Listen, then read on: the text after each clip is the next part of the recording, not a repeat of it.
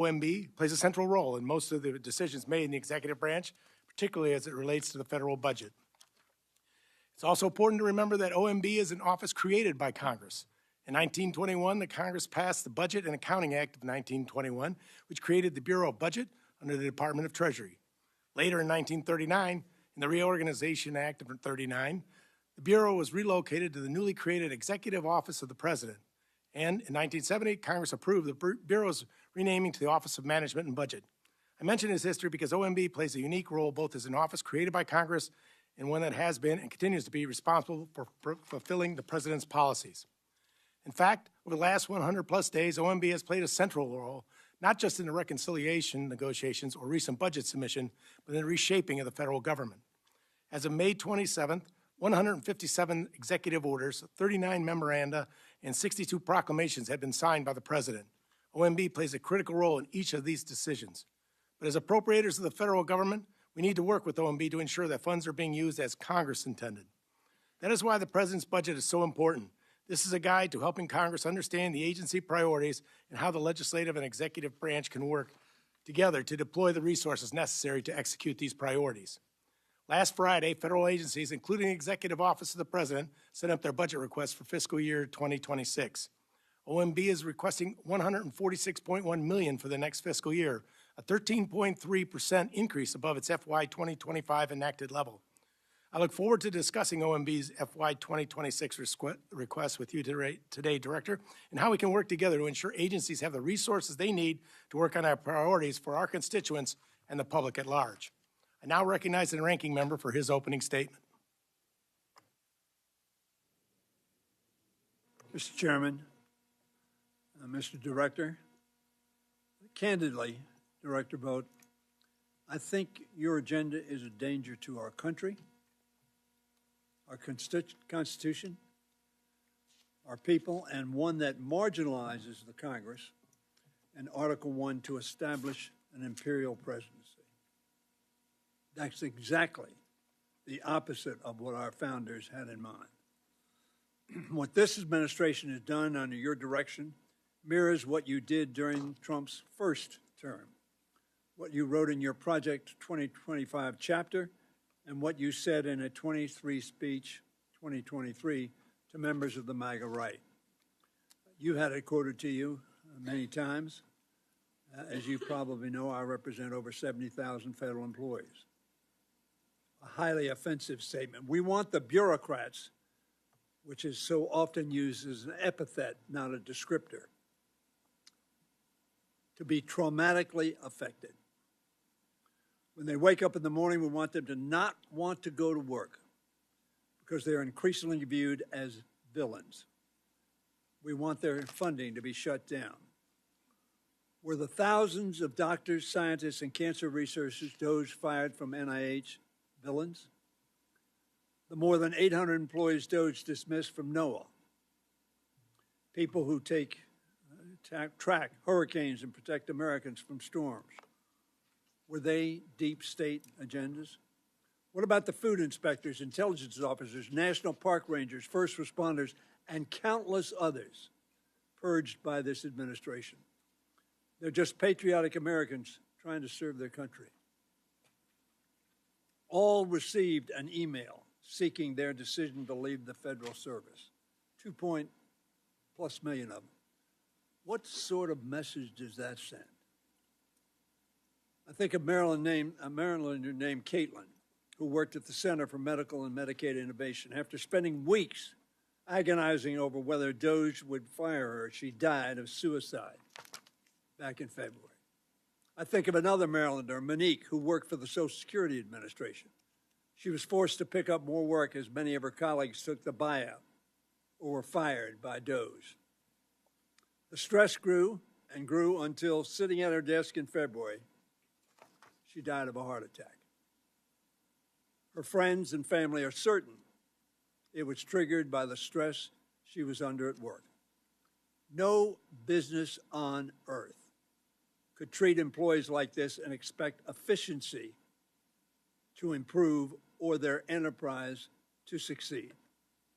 There is no doubt efficiency has gone down.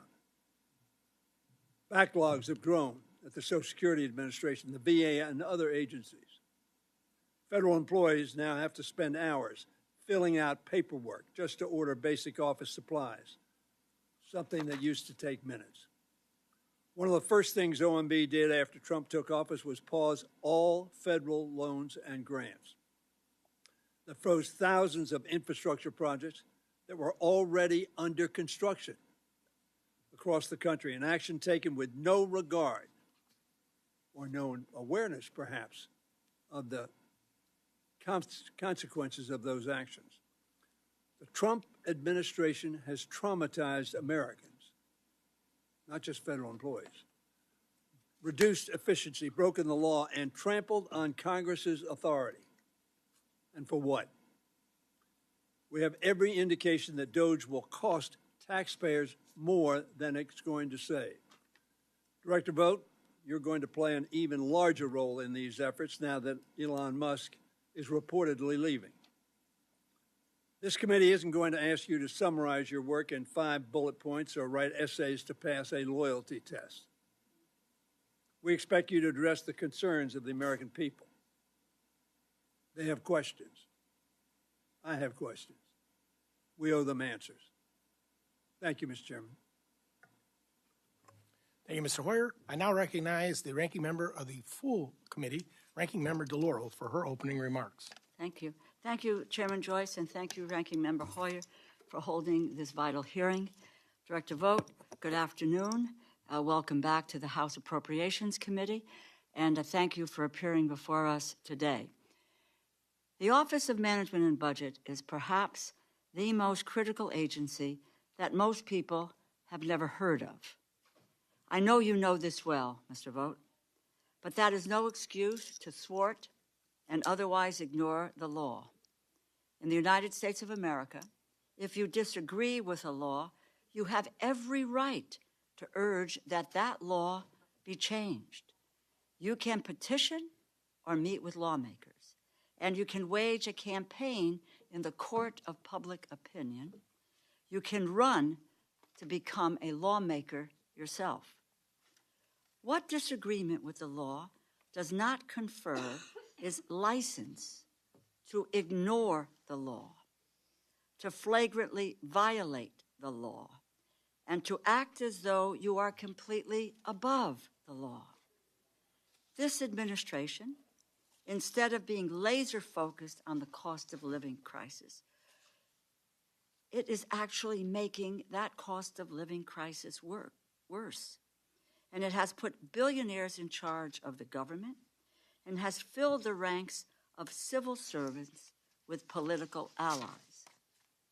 For the sake of eliminating accountability and cutting taxes for billionaires, this administration is unlawfully impounding or stealing funds and dismantling agencies, depriving the American people of the programs and services which Congress has created, authorized, and appropriated funds for.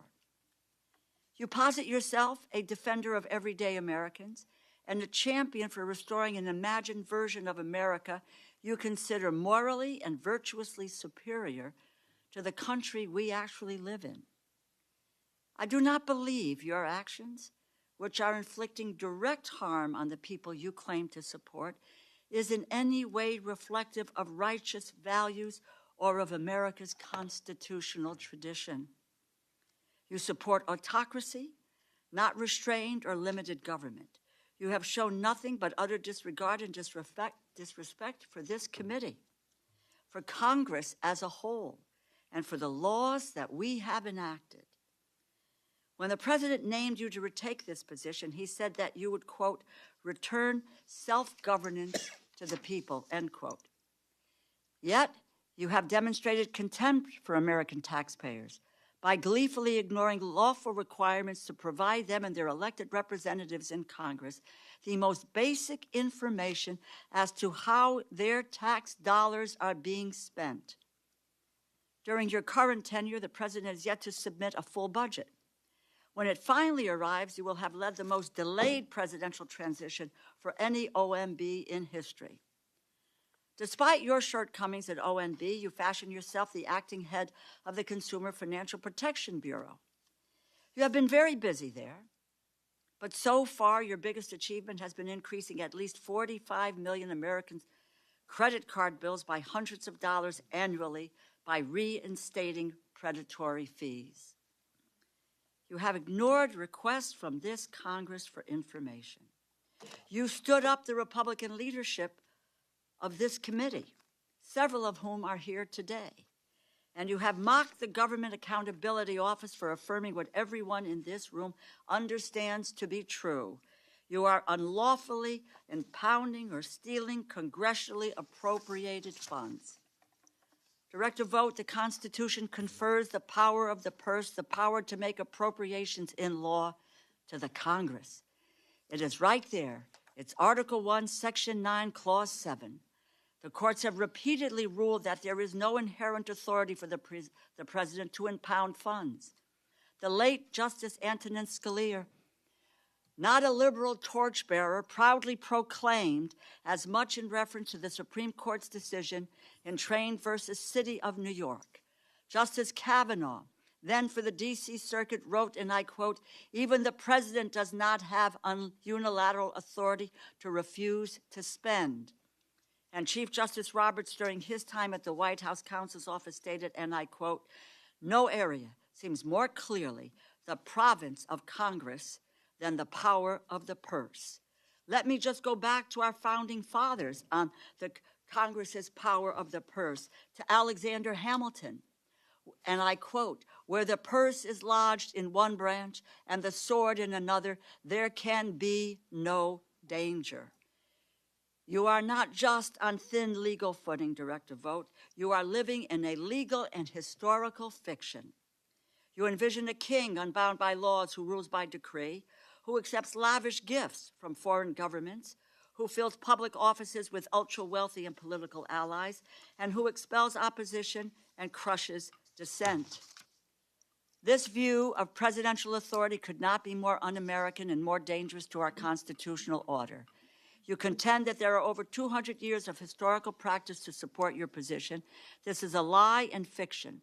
I have reviewed your pseudo-history, and nearly every instance you claim supports your position of a president king, unbound by the American system of checks and balances, is either irrelevant or an exercise of discretion explicitly granted by the Congress in law.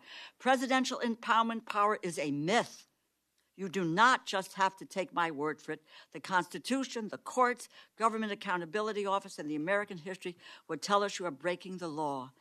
Through the OMB funding freeze, which touched communities nationwide, you have attempted to seize control of the government and impound funds far beyond what is permitted by law.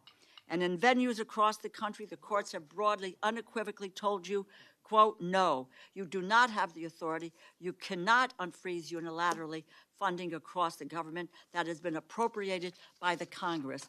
The courts are making clear that you grossly overstepped your authority. You have had your day in court, and the courts have rebuked you. They have said no, no, and no. None of this is surprising. Project 2025, which you co-authored, laid out your blueprint for concentrating absolute power, not just in the White House, but in your own hands. Your colleagues, secretaries, and heads of major agencies have testified before us in the last several weeks to exactly this point. Your office has promoted your own goals over and above the people President Trump has handpicked to run his administration. You have also said that you want to traumatize federal employees, civil servants, as if inflicting trauma and creating a culture of fear and doubt will somehow make this government more efficient.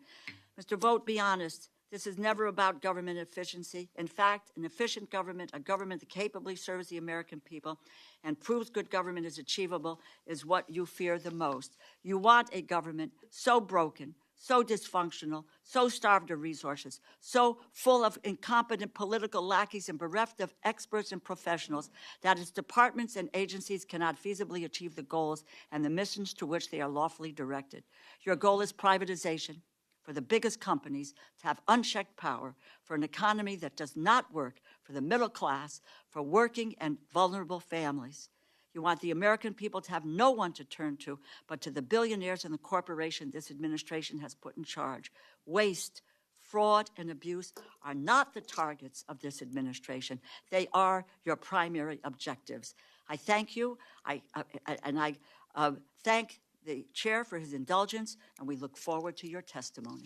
I yield back. Well, I thank you, Ranking Member DeLauro, yielding back the 3.5 minutes that went over, but that's that. Thank you for your indulgence. Today, we welcome the testimony of the Honorable Russ Vought, Director of the Office of Management and Budget. Director Vought, without objection, your written testimony will be entered into the record. With that in mind, we'd ask you to please summarize your opening statement in 5 minutes. Thank you, Chairman Joyce, Ranking Member Hoyer, for inviting me to testify today. Over the past 4 months, the Office of Management and Budget, or OMB, has worked tirelessly to deliver on President Trump's promise of a federal government that works for the American people, not bureaucrats and the entrenched establishment. Under the previous administration, government spending aggressively turned against our citizens, who saw their tax dollars used to fund cultural Marxism, the Green New Scam, foreign projects unaligned with American interests, and even our own invasion. Every agency became a tool of the left. Under President Trump, those days are over. The President's fiscal year 26 budget, in tandem with the One Big Beautiful Bill and other tools this administration has at its disposal, will finally end the era of unchecked federal spending, stop the weaponization of government, and turbocharge economic growth. The fiscal year 26 budget puts American citizens first and shifts the destructive paradigm that ruled Washington for decades, that we could only fund national security and border security if we massively funded woke and weaponized bureaucracy coveted by the left. The President's budget reduces non-defense spending by $163 billion, 22% below current year levels and the lowest non-defense spending since 2017 if adjusted for inflation, all while we protect funding for national defense, homeland security, veterans, seniors, law enforcement, and infrastructure. Over 10 years, such restraint would generate trillions in savings necessary for delivering on the President's goal of balancing the budget. The budget also incorporates the historic increases for defense and border security that will be provided by the One Big Beautiful Bill currently making its way through Congress. In combination with base appropriations, the bill is a once-in-a-generation opportunity to revolutionize our nation's defense capabilities and protect our American sovereignty, providing the first-ever trillion-dollar defense budget and the single largest investment in border security in our nation's history. The bill also improves our fiscal trajectory by reducing mandatory spending, as confirmed today by CBO, by roughly $1.7 trillion, the largest mandatory spending reduction in history, ending waste, fraud, and abuse, and preserving critical programs. Along with the extension of President Trump's 2017 tax cuts and the new tax policies provided for additional relief to working and middle-class families and our seniors, the bill will drive massive economic growth and raise GDP, increasing wealth across the board. OMB's fiscal year 26 budget request as an agency is critical to supporting this comprehensive fiscal strategy. The full request is $155.776 for OMB. OMB, as you all know, is a personnel-intensive agency. We are only asking for 20 additional FTEs, which would bring us from 500 employees to 520, and an additional 2 FTEs in one of our offices funded through the ITOR account. I will note that OMB's request is substantially below the increase requested by the legislative branch's GAO. OMB's funding has remained essentially flat since fiscal year 23. By contrast, under GAO's request for fiscal year 26, the agency would receive an overall increase of 17% over 3 years. As I've said many times, the civil servants at OMB are among the most resourceful and innovative our country has to offer. They are not only of great value to the taxpayer, but the whole nation. OMB has been hard at work crafting the President's budget, implementing this administration's fiscal goals, and accomplishing the largest deregulatory agenda in our nation's history. With the President's budget, the One Big Beautiful Bill, historic tariff revenue, and the recently transmitted $9.4 billion rescissions package, our deregulatory efforts, and other key tools, this administration is implementing a comprehensive strategy to improve the nation's fiscal state.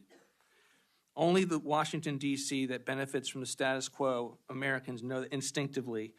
They elected President Donald Trump to fix it, and the task ahead of us is great, but this administration, including OMB, is committed to working hand in hand with our partners in Congress, this committee, to finally deliver for the American people. I look forward to answering your questions. Thank you very much for your opening statement. I now would recognize myself for 5 minutes, but as I asked for all, we'll try to make sure we stay on the 5-minute timeline so everyone here has an opportunity to ask their questions and get them answered. And possibility exists then to get to round 2. We'll certainly allow for at least a second round lightning of a question each. To get there, we have a hard stop of 4:10. Okay? Director Vought, in the President's fiscal year 2026 budget request, OMB is requesting what you had just said, a 13.3% or $17.1 million increase for the fiscal year 2026. This increased funding would support, quote, unavoidable costs in investing in OMB's workforce, among other priorities. Would you explain what those unavoidable costs are and why OMB needs to restore staffing levels that were previously reduced? And why is OMB's need for more staff different than staffing needs in any other agency? Sure. Thank you, Mr. Chairman. I think the reality is we've held constant for many, many years at the 500 level, even though the size of government has increased. And so, when I was in the position in the first term, I had the view that OMB should reduce its headcount. And the challenge that we found when we did that, when we pursued budgets that did not prioritize the analysis that OMB needs to do, you find yourselves in a situation where some of your key resource management offices are having to analyze programs and agencies that are growing exponentially larger. Just to give you an example, our previous resource management organization for national security had the veterans, it had all state and foreign aid, it had the entirety of the Defense Department, it had the entire intelligence community, and if you look at it compared to across the agency, you didn't have enough analysts to be able to do the job. Similarly, we're being asked to do quite amount of work with regard to the President's deregulatory initiatives, and that will continue to be a priority through OIRA. That's one of the reasons we're going to need additional FTEs when it comes to being able to staff that up, not unlike what you would see with our increases for border security or USTR with the work that the President's doing to get more rational trade deals on the books. So in terms of unavoidable costs, just because you have the same amount of staff doesn't mean that you don't have things like tech support and the work that's required to keep all of our systems up and running. And there's a lot of expenses that goes with it. But I truly believe, and I think you all believe this too because of the resources that you've given to GAO, that it's paramount to have enough analysts that can grapple with the size and scope of the federal government. And I think that pound for pound, an OMB career FTE is one of the most important from a standpoint of being able to address that need to be able to deal with our fiscal health as a country and get cost-benefit analysis and a regulatory framework that makes sense for the country. I want to focus on Executive Order number 14158, issued on January 20th, 25, is titled Establishing and Implementing the President's Department of Government Efficiency. Executive Order establishes the United States DOJ Service, or USDS, and within the reorganized USDS, a U.S. DOJ temporary organization that is authorized through the 4th of July of next year. Who is the administrator of the DOJ Service, and who is the administrator of the U.S. DOJ temporary service, and who do they report to? The U.S. DOJ Service was the former USDS, U.S. Digital Service, that was housed within OMB. Along with that EO, it was moved out of OMB into the Executive Office of the President as a standalone office reporting to the Chief of Staff. It's been led by Steve Davis, and we're in the midst of, with the last week or so, of establishing the leadership on an ongoing basis. But I think the vision for DOJ is, in addition to having some of the consulting work that they've done continue in the EOP, and that's one of the reasons we have a request in as part of the ITOR account, is that DOJ would go and be far more institutionalized at the actual agency. So many DOJ employees and FTEs are at the agencies working almost as in-house consultants as a part of the agency's leadership. And I think, the leadership of DOGE is now much more decentralized. It's the agency heads, and it has been for some time. The president has always said from day one, agency heads are in charge of their departments, and they were benefiting from the consulting that DOGE was doing along the lines, and now that is much more pronounced. I appreciate that there are many jurisdictions involved in DOGE's work, but OMB is front and center here, including in the subsequent DOGE EOs responsible for reorganizing the federal workforce, including hiring practices, EO 14170, federal hiring, and EO 14210, the federal workforce.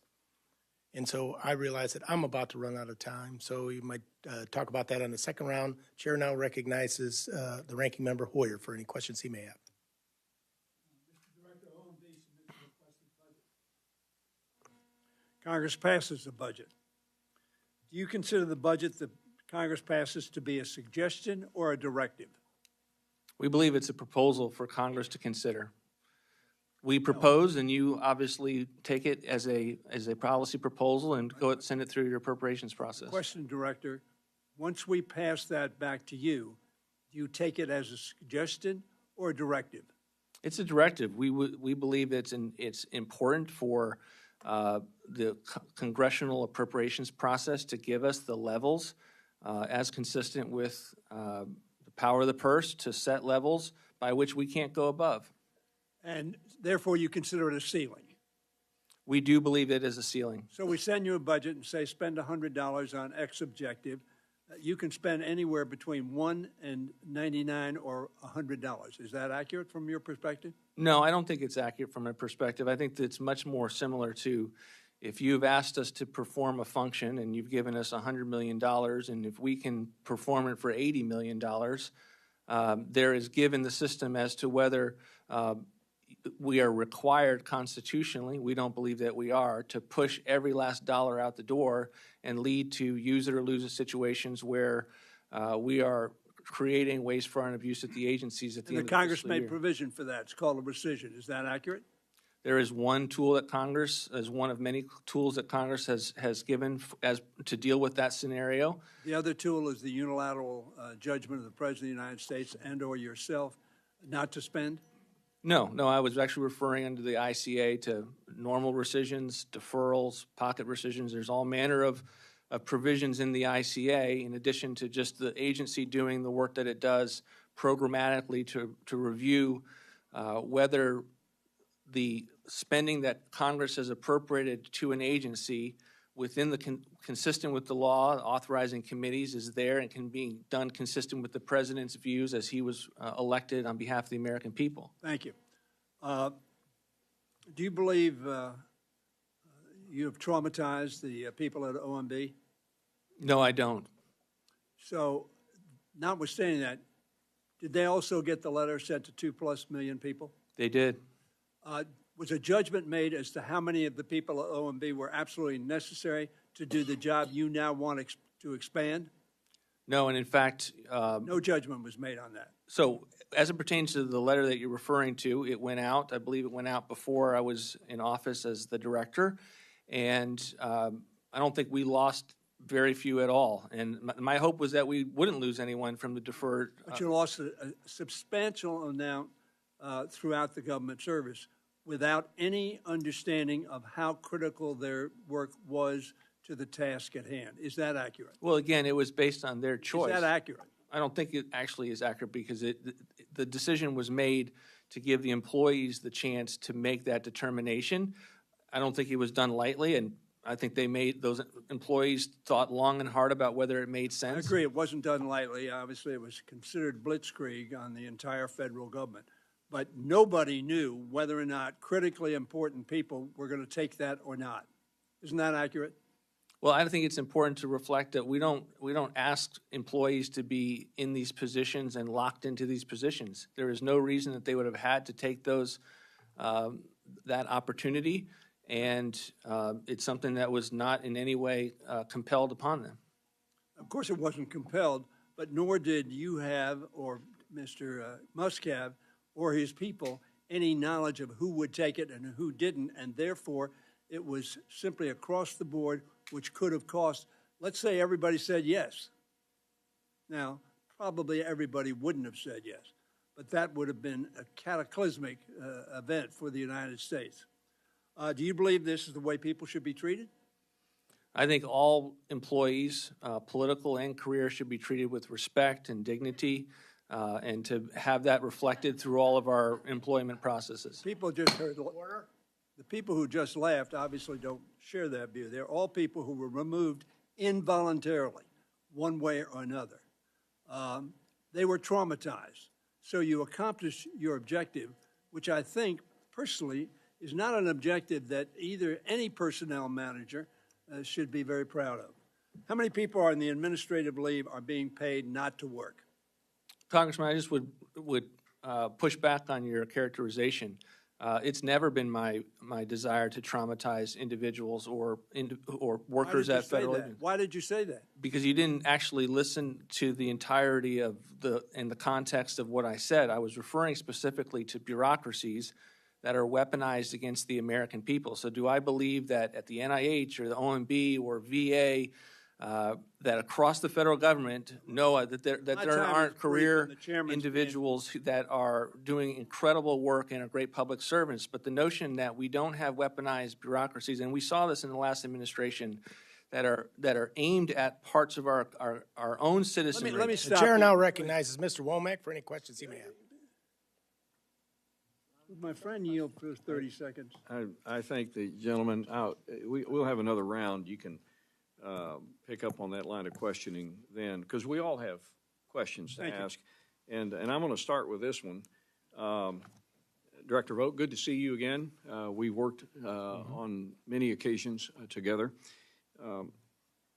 This is an appropriations hearing, and appropriations is driven by what we call top-line numbers, 302As and then 302Bs that flow down to the various subcommittees.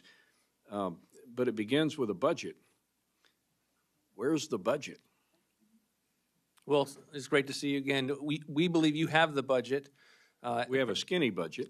You have the skinny budget, the discretionary budget in full, allows you to get the appropriations process moving forward. Our approach with regard to the rest of what you would see in a full year comprehensive budget is that we've been focused on reconciliation. And so every aspect of what we've been trying to do has been to further that bill, to get it to the president's desk, and then we will come along afterwards with any supplementary information, proposals, deficit pictures. But we thought it would, at the end of the day, confuse the Congress and confuse the American people to have two sets of proposals, two sets of numbers, and that's one of the reasons that we are focusing on reconciliation. Understand the job that you've had to do, and we wanted to get you material as soon as we possibly could. Worked with Chairman Cole as early and often as I could, have not actually not come and talked with the Cardinals at every opportunity. We very much want to work with this committee. So I think we all have a shared goal of putting the fiscal house of this nation in order. I certainly do, and I've been working toward that, albeit unsuccessfully, since I chaired the Joint Select Committee on Budget Process Reform, and we can come back to that if I have time.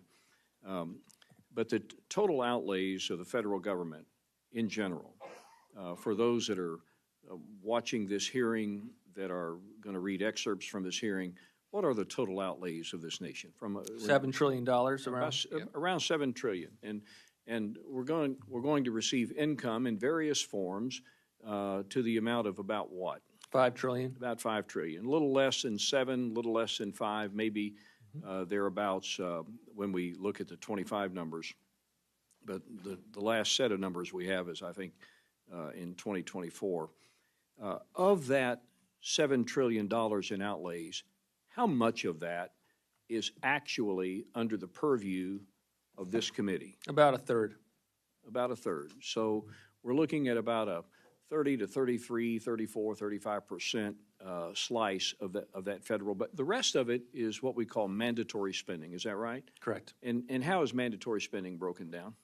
Mandatory spending is broken down on all of the programs that are set in law. And so, they are not, with very few exceptions that go through your committee, like food stamps or Medicaid, that are considered appropriated entitlements. The authorizers set the law, and the people who are benefiting from those laws can come to the federal agencies and receive their benefits. So only Congress can really change that through its lawmaking process. Correct. Is that correct? And of that roughly $5 trillion of mandatory spending, thereabouts, how much of that is the net interest on the debt? Net interest on the debt is about $1 trillion now. It's exceeded defense. When we left office, unfortunately, it was only $300 billion, still far too high. But in the last 4 years, we've gone from about $350 billion in annual net interest, and now we're upwards of $1 trillion. And it's because we have a debt of about $37-ish trillion, right? What would like a 50 basis point move in the interest rate, and I would suspect that's very prospectful, given the fact that we were just downgraded by the third rating agency. What would that do to the net interest on a $37 trillion debt if we moved like 50 basis points? We're probably talking about $1 trillion swing there.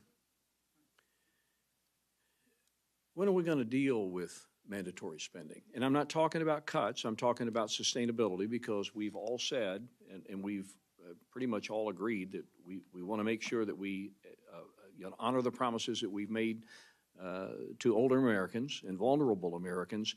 But right now, the effort is only on the discretionary budget of the U.S. government. It's about 33% of total spending. So at what point in time will we see a plan and a strategy for which we really go after and fix the largest share of the federal spending that is the crux of the national deficit that we have today?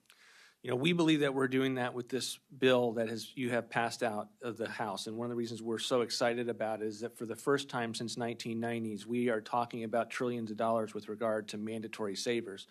$1.7 trillion now is an enormous opportunity and first step along the lines of what you're talking about and what we've proposed in budgets before.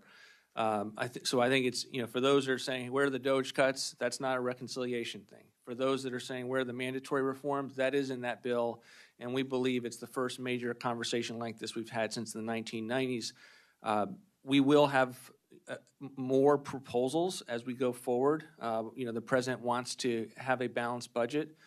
3 out of our 4 budgets in the first term were aimed at budget, had that as a goal, and we had large mandatory savers in those budgets that were consistent with the president's promises to protect Social Security and Medicare, and we will continue to have reforms along those lines. Thank you very much. I yield. The chair now recognizes Ms. DeLauro, ranking member of the full committee, for 5 minutes. Thank you, Mr. Chairman. Just very quickly, we really do not have a budget. What you sent covers this year. There's not no 10-year budget. There really isn't any vision for the future at all of what you've sent up.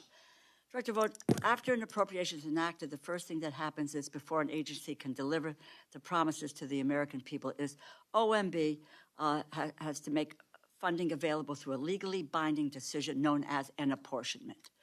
In essence, you are the first and sometimes biggest bureaucratic hurdle that stands between American taxpayers and the services, support, and protections they have promised in spending laws. And for over 100 years, apportionments were secret. Reiterate, these decisions were effectively laws that you and your also unelected predecessors made whenever you liked without accountability or transparency. I fought on a bipartisan basis, bicameral basis, alongside members of this subcommittee for 4 years to change that. We enacted simple transparency requirements because this committee and the Congress need information to effectively legislate. Independent watchdog organizations deserve the information to help the American public understand how your decisions affect their lives. 3, most importantly, the American taxpayers are entitled to see how you, your predecessors, and every OMB director, how you are spending their money. My question is, you do not think, Director Vought, that Congress deserves to know how you carry out the laws that we enact. You do not believe that American taxpayers deserve to see how you spend their money, do you?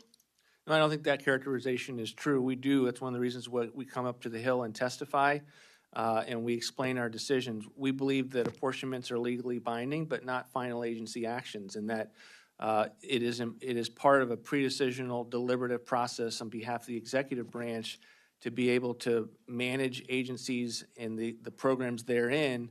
And what we found in the last 4 years in which the law that you worked hard to put into place that we have constitutional concerns about is that it actually degraded the oversight responsibilities that OMB had, in that we would the people would actually change. Excuse me, Mr. Director, because my time is running out. You know, in all fairness, I had this debate and discussion. I'm not just having it with you. I had a debate and discussion on this with your predecessor and others with the same argument and so forth. The American people, the Congress who legislate and enacts the laws, has to have the ability to understand what you're spending, how you're doing it, at what intervals, and so forth. And also, let me just say, this requirement, as I say, was debated for 4 years, including with you specifically during your prior tenure as OMB Director. Your predecessor did comply with the law for over 2 years, and you followed this law for 2 months. What happened? Why did the website come down? Why do we not know what is happening? Why are we going back to those days of secret decisions being made by you and whomever else in terms of the spending of the dollars that we constitutionally enact here when we put these bills into law with congressionally directed resources that serve the American people? Tell me what happened. Why did you change what you were doing for 2 months or what your predecessor was doing over the last couple of years? Well, we had constitutional concerns with the provision. We had a veto threat against this provision in the first term. If it was presented while the president was still in office, I expect you would have had a signing statement that said, not unlike our letter to the committee, not unlike the DOJ's letter to the committee, we have constitutional concerns with it. And it's something that degraded our ability to manage taxpayer resources and do the very responsible. We passed a law, and with all due respect, again, I think the level of your honesty on your claims really shines through on this topic, and there probably isn't much more point in discussing it, but that goes at the very fact you make up constitutional issues where the Constitution places that power of the purse within this body and within an appropriations committee. Historically, it is there, but you make a decision as to what you want to do, what you think is Constitution or not Constitution without any basis in fact, thereby pulling down that website that allows us to see what you are doing. We have no way of knowing if you are carrying out what we have lawfully required the executive branch to do. That is our responsibility, and your responsibility is to carry out what it is that we have appropriated here. You just can't pick and choose whatever the hell you want in going forward, if it says, and I yield back the balance of my time. Chair now recognizes Mrs. Hinson for her 5 minutes of questions. Thank you, Mr. Chairman, and to our ranking member for holding this hearing today. Director Vought, thank you so much for coming to answer our questions. It says a lot that you're here talking about the efficiencies that you're finding and the improvements you're making at OMB. This is really about taxpayer money and protecting the integrity of where those dollars go. And as you probably know, I've been very, very passionate about improper payments through OMB. We know from the numbers out of GAO, that number is somewhere between 230 and 500 some billion dollars. I actually think it's probably higher than that, right? And when we look at the taxpayer money being disrespected in that way and people for years turning a blind eye to that in terms of fixing this problem. So I appreciate your candor and the effort by this administration to do that through the executive order from the president 14249 to protect America's bank account against waste, fraud, and abuse. And I was proud to support this by introducing legislation here to codify the president's executive order to do exactly that, protecting American taxpayers from wasteful spending. One of the provisions of the order did direct OMB to work with Department of Treasury to establish pre-certification and pre-award procedures across the federal government. This is the breakdown in process that has led to this fraud and improper payments. Can you explain why those procedures were not in place before this executive order? One of the things in this issue in general, and I'm sure you've been frustrated by it, is the extent to which this is all common sense, and yet it never seems to happen. And I actually posed the question to our team this morning, why did we see nothing before the Trump administration? And honestly, there just wasn't, it wasn't an interest in the previous administration. We're very thankful for the executive order. We're going to be taking our duties very, very seriously. We look forward to working with you on this.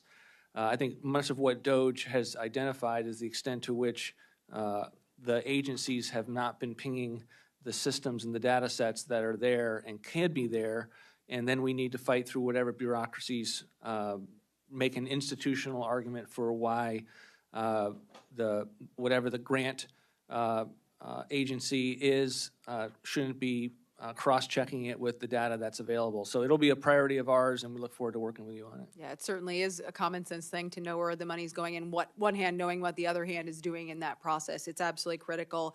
Can you update us on the implementation? You mentioned, obviously, you and I share that frustration that it wasn't in place before, and we do look forward to working with you, get you whatever resources you need to be able to implement this. Where do you stand in making some of these fundamental changes to protect We are taxpayers? working on government-wide guidance to agencies to implement the EO right now. We're going through a policy process internally as to what that should include, and we'll be back to you soon with details on that. Okay, looking forward to updates there. And as we work to pass all 12 of these appropriations bills, hopefully before that September 30th deadline, can you ensure us that the days of not tracking where that money is going is over? You have a good eye and a good watch on it for taxpayers? Yes, and we've got a number of statutory responsibilities also in terms of taxpayer right to know, statutes that have been tasked to OMB. It's another response to the chairman in terms of the need for the FTEs, is that often people want stuff to happen at OMB because they know it can get done, that we have tools to get the agencies to move forward. But therein is our need for the employees to be able to do that important work and to push through and make sure that we're living up to what you all have asked us to do. Well, this certainly should be a bipartisan issue, and I questioned your predecessor about this and former Secretary of the Treasury as well, and Secretary Bessent was in here just a few weeks ago saying the same thing. He was incredulous that this was allowed to happen and go on. It should be a bipartisan issue. At least it was, I think, before President Trump started getting the credit for this. So we should be able to get behind policy that helps to fix this problem. What else are you doing at OMB to help prevent improper payments, hold agencies accountable for their spending? What does that process look like other than just issuing that guidance to other agencies? But where does the accountability come in there? So one of the cultural aspects of what I've tried to emphasize at OMB is one OMB. And so I don't like the notion of you have a budget side of the house, a regulatory side of the house, and a management side of the house, because often everything gets stovepiped and you don't have the main interactors with the agencies that are benefiting from much of the work that you would find at the management side doing improper payments. So one of the things that we are doing, we had a meeting along these lines just yesterday about making sure that the people that work with the budget offices, the ones that are working regulatorily, are coming up with policies that actually help along these lines. So it's not just, hey, did you go through the right process and ping the right systems? We want there to actually people be getting credit for doing deregulatory activities that are also dealing with improper payments. We want there to be an emphasis on programmatically being rewarded for having the various budget offices and teams at the agencies being rewarded for this kind of activity. And I think that's the benefit of doing it at OMB, and I think that's what will inevitably be the success from it. Yeah, you have a wealth of knowledge. You should use it to your advantage going forward. Thank you, Mr. Chairman. I yield back. Thank you. The chair now recognizes Mr. Pocan for 5 minutes. Great. Thank you, Mr. Chairman, and thank you, Director Vought, for being here. I think you said the President supports the big bill that was passed out of the House, correct? I think you also said the President does not support cutting Medicare. Correct. Okay, so in the bill, there's a $500 billion cut that gets triggered to Medicare. So I know a number of the people who voted for the bill are starting to read it now and finding there's parts they don't like. You might want to take a look at that provision. As you know, That's okay. That's okay. I only have You don't want the 5 minutes. explanation? Okay. I didn't ask you the question, did I? I'm asking you a question, though. Since we didn't have your remarks this morning, I think we got them this afternoon.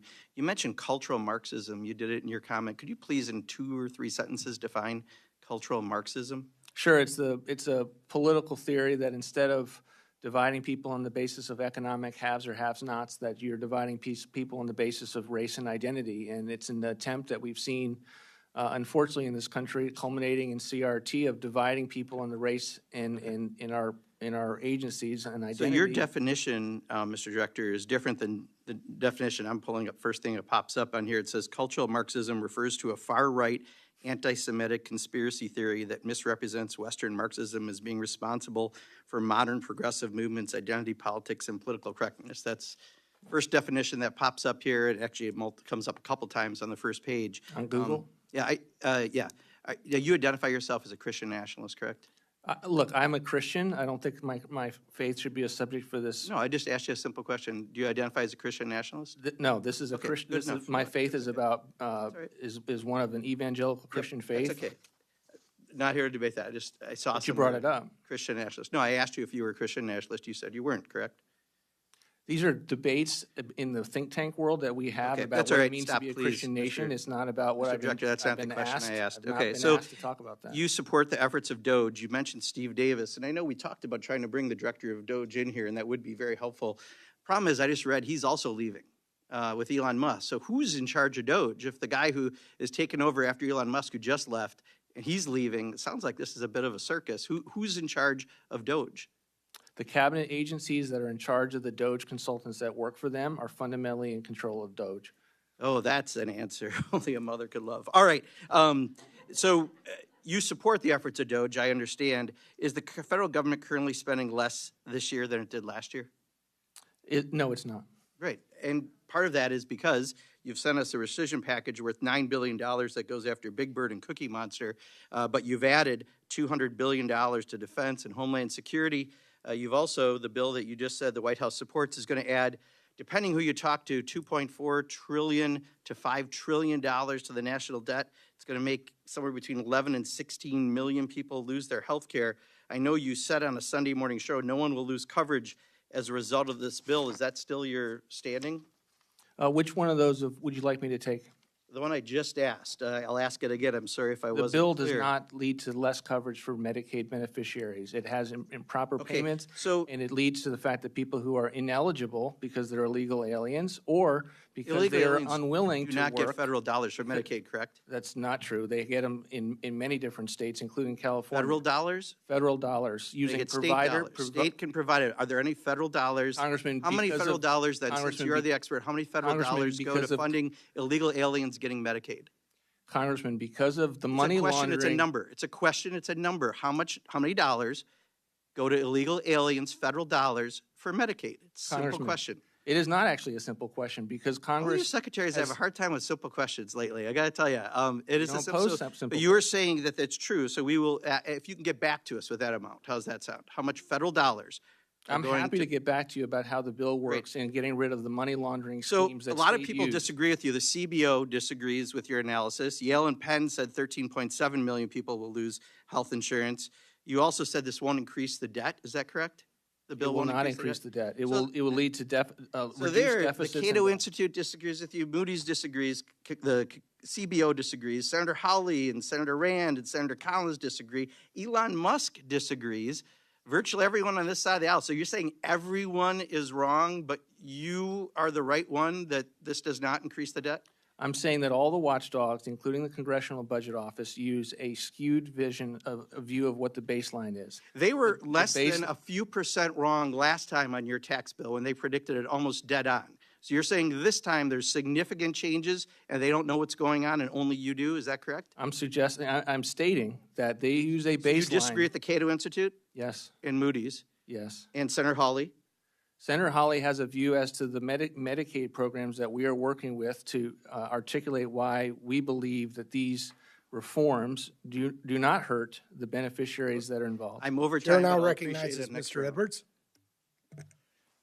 Thank you, Mr. Chair. Mr. Vogt, thanks so much for being here, and I apologize for the badgering that you're getting. I would really have appreciated the opportunity to hear your thorough and complete answers, but we'll deal with that another time. I just have to editorialize a bit, and thank you for the work that you're doing. I believe the reason that we hear the arguments from the other side is that you're doing exactly what the American people have demanded. The American people are fed up with seeing their tax dollars wasted up here in Washington, D.C. You're getting down to the core of that waste, fraud, and abuse. And they're angry about it. I can't believe how much time that they're spending to protect their right to waste American taxpayer dollars. I appreciate your courage to jump right into the middle of it, to defend your position, and to do what all of us were sent to do here in Washington, D.C. Thank you. Thank you. What I see taking place is exactly what should take place. We have an administration now that's willing to really dig in and find out where the spending is going inside of federal agencies, making immediate changes uncomfortable often for people. I recognize that, but change is necessary right now. We all agree that we can't stay on the current spending trend. Let's also recognize that you're living up to your constitutional oath. You're making recommendations based off of things you see inside the administration that we can't see, that have been hidden from us for the last several years. And I interpret that you're going to be coming back to Congress saying, you made these decisions. We don't think that you need all this spending now. And then we're going to make a decision whether or not we should continue that. I don't see a constitutional issue. I think we're doing exactly what the American people ask us to do. So that said, for years, the Congressional Budget Office has been touted as a nonpartisan agency, but there's a growing body of evidence showing that it regularly overestimates the benefits of Democratic policies while underestimating their costs.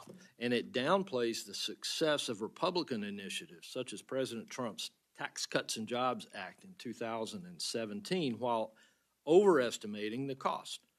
Coupled with the publicity, known Democratic political affiliations among key CBO staff, this raises some serious questions about the agency's ability to impartially evaluate the cost of legislation. My first question is, how can OMB and Congress work together to ensure future budget and policy decisions are based on sound, objective data rather than politically motivated projections? Thank you, Congressman. I think one of them is working together to properly frame the information that CBO has put out. I mean, I would not presume to give any advice as to how you all might govern CBO, but I would just say, as to educating the public, we try to do that this afternoon very quickly about how they construct their baselines leads to a warped view on a bipartisan basis for the policies that you all are considering as a major problem. And I both on the revenue side and on the tax side, there's often a lack of willingness to look at what might happen dynamically, not just on revenues, but even the fact that someone that is not eligible for a program will be able to get additional care because they go to their private health insurance. I mean, that is the kind of analysis that CBO just does not do. And as a result, you get bad outcomes when you are having a public policy debate about it. Thank you. Just a quick follow-up. Do you believe that the CBO's estimate of President Trump's One Big Beautiful Bill accurately represents the benefits that it will provide to the American people and the fiscal course correction that it will provide our nation? No, I think it's fundamentally wrong. I stated that today. It will lead to reduced deficits and debt of $1.4 trillion. It will reduce mandatory savings of $1.7 trillion. And I don't think the way they construct their baseline, not only does it give a fair shake to economic growth, but it fundamentally misreads the economic consequences of not extending current law tax relief. I mean, the degree to which we would have a recession or worse if the tax relief is not extended is something that they just fundamentally do not factor into their analysis. Thank you for that clarification. Mr. Chair, I'll yield. Thank you, Mr. Rivers. The chair now recognizes Mrs. Glusenkamp-Perez for 5 minutes. Thank you, Chair. And thank you, Director Vought, for being here. I used to run, my husband and I own an auto repair and machine shop. I will never forget having an OSHA inspector come to my shop and ask me if my AC machine was a welder. The divorce of theory from practice, respect for people who have done the work, and who has the authority and the knowledge. My question to you is, like, how are you adapting your staffing decisions to ensure that it is not just a sterling resume who is in your office, but people who have done the work, respect for the trades? How many people do you have in your office who don't have a college degree? I don't know the answer to that question. I come from a family of electricians, so that is my background. I've been very enthusiastic and excited about the policy proposals we had in the first term that I'm sure are working themselves through this one as well to ensure that we're not expecting people to have college degrees and sterling resumes that might show itself. But if someone can do the job, we want them at OMB as it pertains to our agency. One kind of theoretical question I have here is that, I think Wendell Berry said that excellent workmanship, as with a breaking plow, is destructive. Efficiency itself, it's not useful. It is efficiency towards what? It's about effectiveness. It's about a question of, like, what are we trying to do here? What is the purpose of this bill? My question to you is, like, all of this claims of pursuing efficiency, but the question is effectiveness. Like, that is the true goal of how are you implementing what my community needs in these systems. And a lot of that, in my view, comes down to the question of procedural burden on civil servants. So if you're successful in your pursuits, we will soon have a much smaller field of civil servants. Who is going to reduce the procedural burden on those civil servants to pursue effectiveness? Well, I think, government efficiency is not meant to sum the totality of what you want from a federal government. I think it's meant to articulate an imbalance that we've seen in recent years and to correct for that imbalance. And so that's the partnership with whatever department or agency you're dealing with. Is they have been given responsibilities by Congress to go and perform functions on behalf of the American people. And the Department of Government Efficiency, to OMB to a large extent historically, is designed to make sure the work that they do is done in the best way possible. But I'm honestly, Congresswoman, I'm one of these people that encourages OMB not to ask the efficiency question first and foremost, but to ask, both in serving the president or the laws that you all have given us, what is trying to be accomplished by this, and let's make sure we accomplish it, and then you've earned the right to figure out how to do it most efficiently. Yeah, my concern is that right now it's a process of randomly scapegoating civil servants and not a pursuit of, many of those people are exactly the people who could tell you what kind of bullshit paperwork they're putting up with. And so how to have not just a managerial class tell you what is appropriate, but actually the people who are doing the work should be part of that process of pointing out what the unproductive, proceduralism is. I agree with you. Yeah. I want to know what career staff thinks. It's a hallmark of my time at OMB. And I hate the paperwork that we often put on agencies to perform and do things that are not designed to actually lead to better outcomes. And so we have a deregulatory side for the agencies doing the work as it comes to GIPRA and other things on the management side. So I know you're a Christian. You might know the verse in Isaiah chapter 5, verse 8 that says, "Woe to those who add farm to farm and house to house till they are the sole inhabitants of the land." This is, I think, I hope a sentiment that we share, but the presidential budget calls for a 10% reduction in the Federal Trade Commission's competition budget and a static budget for the Department of Justice Antitrust Division, and reduction in the size of the workforce. So how will reducing the budget and staff of the antitrust agencies bring down the cost of living and ensure that small businesses like mine can compete on a fair, level playing field without a regulatory mode or antitrust forces holding us down? Look, we think it's a priority. We have given the Department of Justice and the FTC the resources that they've asked for, and we don't necessarily value everything by the dollar amount that is given, but we do think it's important, and it's something that our leadership there will continue to pursue. Thank you. Yield back. Thank you. Chair now recognizes Mr. Alford for his 5 minutes of questions. Well, thank you, Chair Joyce and Ranking Member Hoyer, and Mr. Laro, thank you for being here today. Director Vought, thank you. Most of all, I appreciate the work you're doing to try to right the ship in America, and we're about to hit a reef if we don't do something with our spending.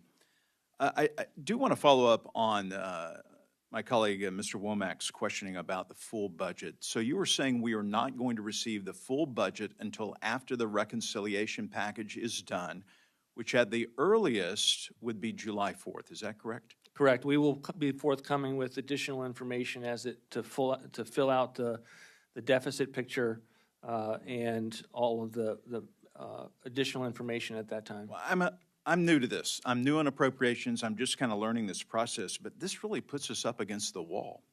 I mean, we're having our Milcon VA markup tomorrow without a full budget. We've got to get all 12 of these out of committee, and we've got to get these passed on the House floor. We've got to get a lot done before our August in-district work period. We don't need another CR, and we don't need a government shutdown. That will not be good for the president. It will not be good for Congress. It will not be good for America. So let me clarify, Congressman. Yes. You have everything you need for all of your markups. You do not just have high-level discretionary proposals that we were forthcoming with nearly a month ago. You have the full budget as it pertains to the appropriations process, and you have all of the information that is needed to be able to write those bills, and particularly in the VA context where you're dealing with advanced appropriations. Right. You have that material. Congressional budget justifications and the appendix went up last week and are continuing to flow. Where there's only some work that remains is on the defense side, and we are pushing DOD as fast as we can to get their remaining information up to the Hill. you've been, thank you for your support of the One Big Beautiful Bill. Of course, we too appreciate that. You've said that, talking to critics, they've been relying on faulty CBO numbers for their criticism of the bill. Example, in 2017, the CBO was off with its projections of the TCJA by $1 trillion. What are the flaws in CBO scoring? Well, other than the baselines that they use, which don't reflect or aren't comparable with how they treat spending. So CBO assumes that spending will continue. All of your appropriations bills are assumed, not on an annual basis, which of course they are passed on, but they are assumed to continue with inflation over the life of the 10-year window. That's not the case with tax revenue. For the way that the law was written and the way that CBO operates is that they judge an expiration date to be something that causes it to look like a new cost to taxpayers. That's one, and then of course they've had just historically undynamic assumptions with regard to tax policy and other policy moves therein. I want to talk a little bit about the rescission package that you sent over, $9.4 billion package. Secretary Rubio was sitting in that seat 2 weeks ago before NSRP subcommittee. There have been 5,341 USAID awards that have been terminated, unobligated savings of $27.7 billion, yet your rescission package only includes $9.3 billion, I believe, for state and foreign aid. Is that correct? It's correct, yeah. Are we going to see further rescission packages that will claw back this money? Perhaps. We are very anxious to see the reception from a vote standpoint in the House and the Senate. We've had tremendous interactions with your committee, sitting down with the chairman, the subcommittee chairman, to make sure that the package, one of the reasons why it took a little bit, it was constructed a long time ago, was we were having the conversations with this committee to make it so that it can be passed next week. Okay. If that goes well, I'm less concerned about the House as I am in the Senate, and it's very important for it to pass. If it does, it'll be worth the effort, and we'll send up additional packages. Last question. Part of the rescission package, the Global Health Program for $400 million. It says, this proposal would eliminate only those programs that neither provide life-saving treatment nor support American interests. Does this include PEPFAR, any money that's funding PEPFAR whatsoever? It does. It has a cut to PEPFAR, but not to life-saving treatment. Let me just walk you What through about some of prevention, sir? So the challenge we have in PEPFAR is that PEPFAR has been perceived as only life-saving treatment. But if you look, you've got $2.5 million for teaching young children how to make environmentally friendly reproductive health decisions. You have nearly $1 million for services for transgender people, sex workers, and their client and sexual networks in Nepal. You have $5.1 million to strengthen the resilience of lesbian, gay, bisexual, transgender, intersex, and queer global movements. So even in an area like PEPFAR, and I did see some of the reaction from the Senate as to us including PEPFAR, we believe that it needs to be on the table. We can find waste, fraud, and abuse there that the American people would not support, and it's one of the reasons why it's in the package, but it will not lead to life-saving treatment being denied. That has been a hallmark of all of President Trump's budgetary policies with regard to PEPFAR, is if you are receiving care, you will continue to receive that care. I'm out of time. Thank you. I yield back. Thank you. The chair now recognizes Mr. Ivey for his 5 minutes. Thank you, Mr. Chairman. Good afternoon. I was shocked when I heard you say that all government employees should be treated with respect, because that is absolutely not what I saw on the ground level. I mean, I saw people crying when they were coming out of USAID. I think they'd been given 15-minute intervals to retrieve their belongings. I talked to people who were probationary employees who'd been given these mass emails that they're going to be terminated. They'd quit jobs and moved from other places, sold their houses to come do this work in reasonable reliance on often for the government to work for the federal government and desire to serve their country. And they were unceremoniously pushed out the door.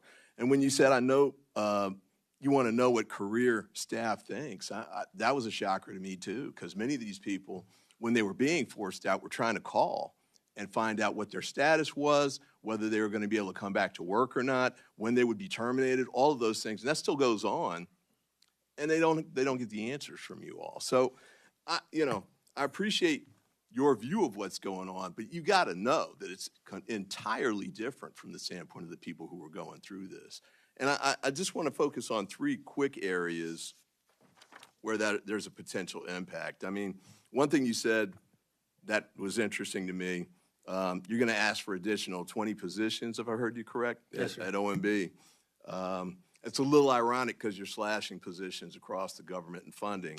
But we had the FBI director testify here a few weeks ago, and he came in and said he has 1,100 vacancies, I think it is, and he needs 1,300 additional. I think we can all agree that the importance of public safety, and someone just mentioned fraud, nobody ferrets it out better than the FBI.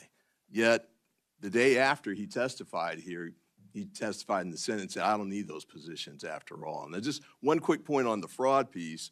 I saw an FBI agent who runs the fraud division testify that between $500 and $700 million every year is stolen from the United States by our overseas adversaries, and that they needed additional resources to track that down. But apparently you guys aren't going to give that to them. With respect to national security, and the science piece of this, too, the trauma quote's been read to you, and I heard your comment, it's taken out of context, and I listened to that speech. I don't agree. I think it was consistent with what you were saying that day, but let's just assume for the moment that what you're saying there is really true. The bottom line is that the actions that you've taken since then reiterates the message that you're trying to traumatize these people and that you want to treat them like villains. And so what we've got going on right now on the science and tech piece that's rippling through NASA and other agencies where it's critical for us to have these science and tech folks, AI, the competition for quantum computing and the like, they think they're being forced out of these positions. They're starting to look to go to Europe. They're starting to look to go back to Korea or India or other places rather than staying here and doing the work. And I know from businesses in my district that they need people from overseas because we're not producing enough of them over here in the United States. Yet we're narrowing the pipeline based on what you're doing with respect to cutting grants to help fund. We're narrowing the pipeline with respect to the impact you're having on the universities in science and tech. We're narrowing the pipeline with respect to the postdocs and other people doing the research and the government contractors who are doing much of this work too. So over and over again, we're squeezing that line down. If you look at the contrast with China, they're doing exactly the opposite. And they're doing exactly the opposite in the areas where we're in the most competitive areas and where we really need to win. We don't want China to get ahead of us militarily. We don't want China to get ahead of us on quantum computing and AI. But we're making cuts to NIST, we're making cuts to NASA, we're making cuts to the NIH, we're making cuts across the board on some of the most important aspects of what we need to do in the United States to maintain that lead. And with respect to public health, I see my time's running out here, and I guess we can do a second round in a minute, but same kind of thing. The cuts to NIH, my father died from Alzheimer's. I'm a cancer survivor. You guys shut down clinical trials in the middle of those going forward. And it's not like we can just flip a switch and it comes back and starts over again. Some of those are going to take years to catch back up to where they were. And some of the people who were conducting the research are leaving the United States because they don't want to have that happen again. So I appreciate the goal of going after waste, fraud, and abuse. I don't think that that's what you all have really focused on here, your impact certainly, because we can go through that in the second round, but you're really undermining our ability to compete and stay ahead of China on really critical areas like national security and public safety. Chair now recognizes the Vice Chair of the committee, Mr. Lilota from New York. Thank you, Chairman. Director, good to be with you today. You're the Director of the Office of Management and Budget, is that correct? Correct. And you've previously served in that capacity in 2020 and 2021? In 2019 and 2020. Went through January 2021? I did. Okay. And you're the Executive Branch's Chief Financial Planner and Policy Coordinator. Is that a fair description of your title? I think that's fair, okay. Along with the Secretary of Treasury. Great. And in that role, how important is America's debt and deficit to you? Huge. I mean, we have an enormous problem ahead of us with regard to the debt that we're facing as a country. It's hanging over us. It's causing massive interest costs each and every year to keep growing, and the impact that it can suddenly cause much worse situation than we've seen thus far is still always out there as a possibility. It's one of the reasons we have to pass this bill to be able to begin to get a handle on the spending that has been on autopilot that we're going to get into members have been calling attention about to. About $37 trillion, is that about right? Yes. And the deficit is about what? $2 trillion and somewhere between 1.5 and $2 trillion. And the debt to GDP ratio, pretty bad, right? Yep. Worse since World War II? Yep. And what if we do nothing? What if Congress sits on its hands, the executive branch does nothing? What if we just do the status quo? What happens with respect to interest rates, opportunity, buying power, the dollar, opportunity for future generations? What happens to all that if we do nothing? It will all get worse, and we will continue to have issues with credit agencies. And one of the reasons why Moody's was late to the party, but the original credit ratings were drawing attention to the futility that this town had with the inability to ever pass anything of substance. And I think that has what has changed with the bill that you all are considering right now through Congress. And I agree with you. Reconciliation is a start of something that we have to do to put our country on a better track, to give more opportunity to the future generations. I want to switch gears just a little bit, but get back to that point in a moment. In your experience, scores, predictions by the CBO, JCT, how have they been, sir? Not accurate. Thinking back to the first Trump administration and President Trump's 2017 Tax Cuts and Jobs Act, how would you rate the estimates by the CBO and JCT? They did not do a good job of rating it accurately, and you know they didn't think we'd ever get to 3% growth. We did. They were off in their revenue assumptions, but ultimately that's par for the course. I mean, they don't think through dynamic assumptions with regard to their revenue policies. And about how much in revenue were they off by? Do you remember? I don't have it at my fingertips. I think 1.5 trillion? That's about right. Only 1.5 trillion. Are you familiar with CBO's work when they scored the American Rescue Plan? I am, but happy to be informed more on it. Accurate or not accurate? If you've got a question there, I'm happy to answer it, but off the Sure. top of my head. I'll lead you a little bit with this question. They projected inflation to be around 3.3% in 2021 and 2.5 in 2022 and 2.3 in 2024. Take a guess. Was it higher or lower than the projections, the inflation? I'm sure that it served the administration's policy objectives. Yeah, 4.78% and 4.1% respectively, way off, but yes, favorable to that administration. And now, fast forward, we have this one big, beautiful bill before us that the House Republicans we passed last week, and we've received some new scores over the last day or so. And are you familiar with the CBO score on the growth rate they project in the one big, beautiful bill? It's about 2%. Yeah, 1.8.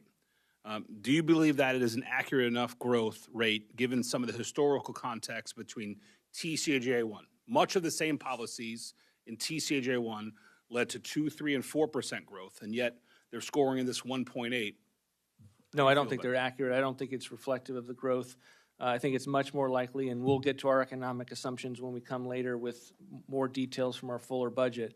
But the budget resolution that you all passed, $2.5 trillion, I think the number there was 2.7, is much more accurate in terms of a number that should flow from the policies in the bill. Great. I would agree. 2.6% is, I think, what the House Budget Committee put forth.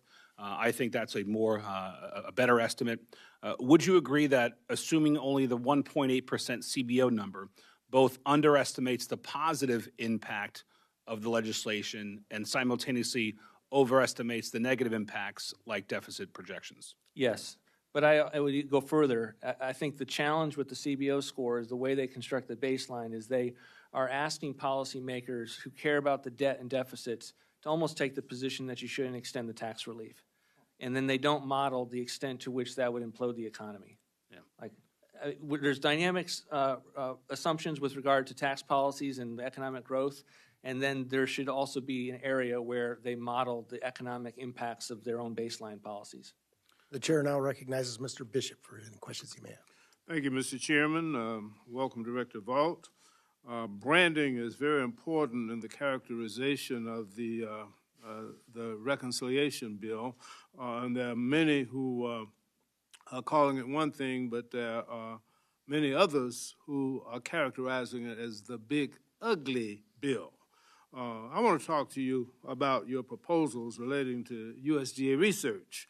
You eliminate the Hatch Act formula grants, which go to the 1862 land-grant institutions. There's a 44% cut to Evans Allen research grants for the 1890 land-grant institutions and a 14% cut to the 1890 extension services. The Smith-Lever Cooperative Extension Program is cut by 46%. Ag research has been the tool that has kept America ahead of our international competitors for decades and is right now more important than it ever was in our competition with our international competitors. We're falling behind other nations on ag research, so I strongly believe that research should be the last place that we should be looking at cutting. How do you justify these cuts other than as part of your overall budget numbers quest if America is going to continue to be able to produce the highest quality, the safest, the most abundant, the most economic food and fiber anywhere in the world? Thank you, Congressman, for the question. I mean, we believe in agricultural research, and I think we believe in the research that even in areas where we're taking cuts, our desire is to make sure that we actually do research, that it's not going to some of the projects and line items that you saw Secretary Rollins put out there that she has canceled. And so where we found efficiencies, and we wanted to make those reflected in the fiscal year 26 budget. But agriculture is incredibly important. We have to be able to feed ourselves first and foremost, and one of the ways that we need to be able to do that is not just our farm support programs, but the extent to which we're thinking ahead and planning for the future and learning. Thank you. But there is, Thank you. I think in the eye of the beholder, there might be some differences. Thank you. Currently, my state, Georgia, is the most recent state to implement the Medicaid work reporting requirement. So far, what we've seen is a cautionary tale for other states. higher administrative costs, increased bureaucratic red tape, and suppressed enrollment, even among eligible Georgians. In my congressional district, over 765,000 Georgians, and almost 17% of them, of the non-elderly residents, are uninsured. However, after 18 months of implementation, less than 1% of our district's residents who are aged 19 to 64 were enrolled in the Georgia version of Georgia's Pathways to Coverage program. That's in spite of the state having spent $92 million in combined state and federal funds on the program, most of which covered administrative expenses like technology upgrades rather than actual health care benefits.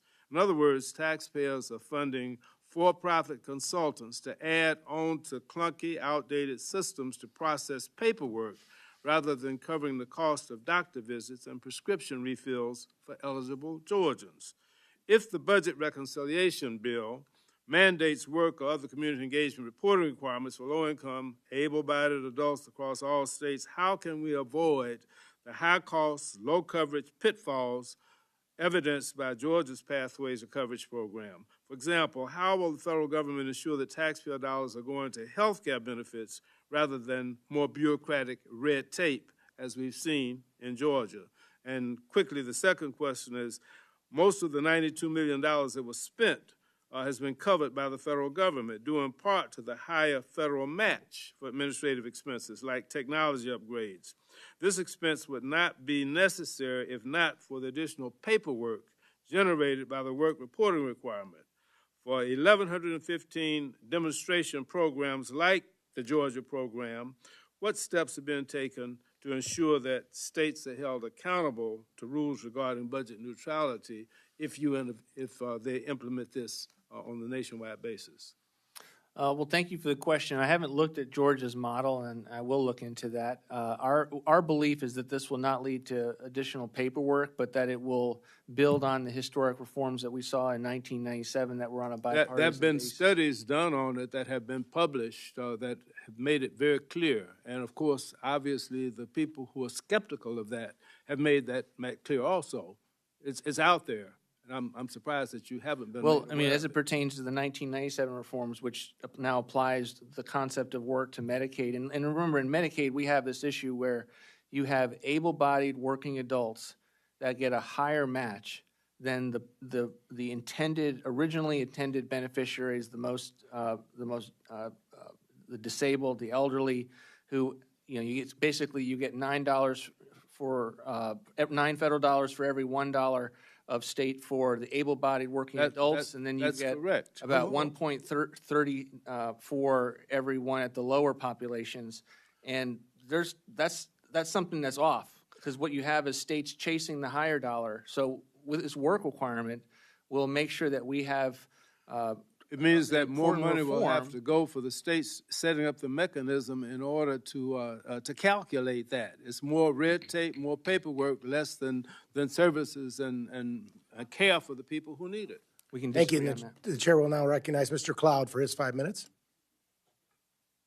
Thank you, Chair, and thank you, Director Vought, for being here.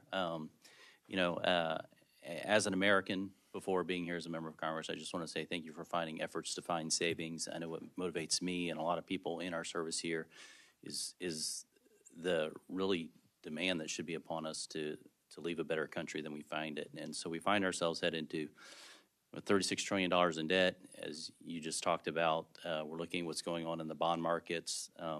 They're really concerned about our debt load. Talked about World War II debt loads during peacetime being a very big concern. Certainly, mandatory spending is a big part of that.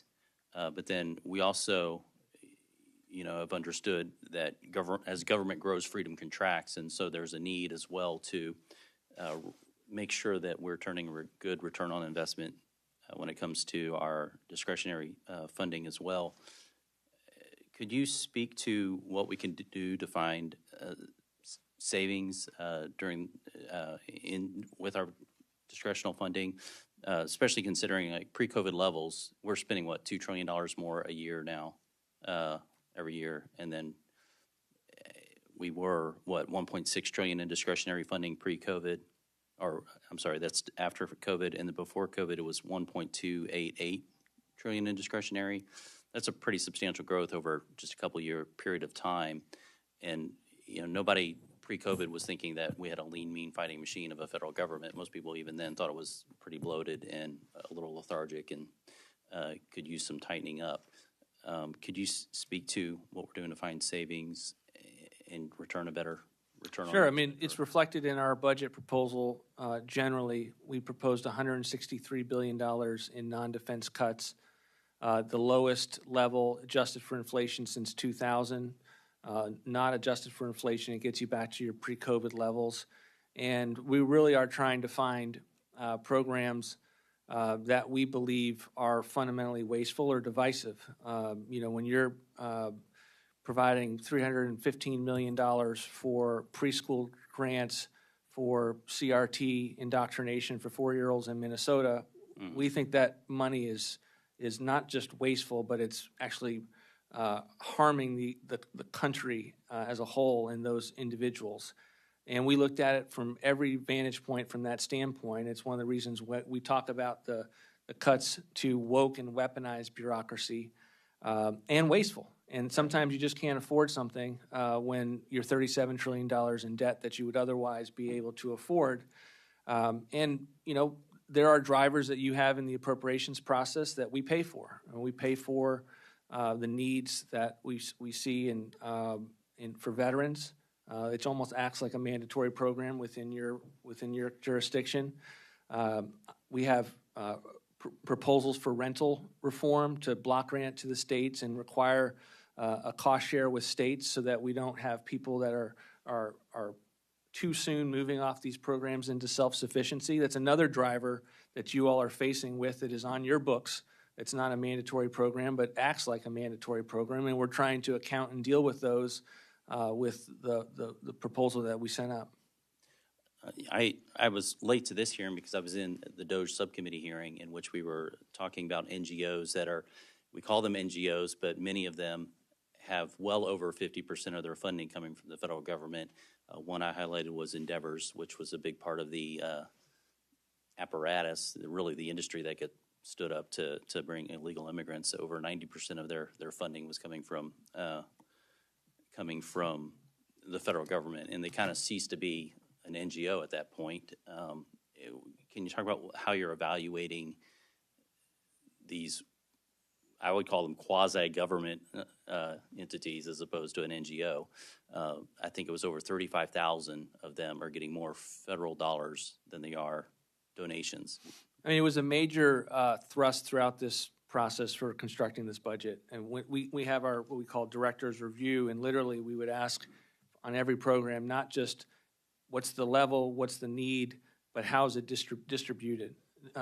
We want to make sure that if this is going to a nonprofit, the extent to which that nonprofit shares our views and is not putting forward some of the ideologies that we have fundamental issues with. And so I can't give you a rack up of what we found other than to, in the areas that we put forward cuts, we have concerns in addition to the value proposition of those dollars.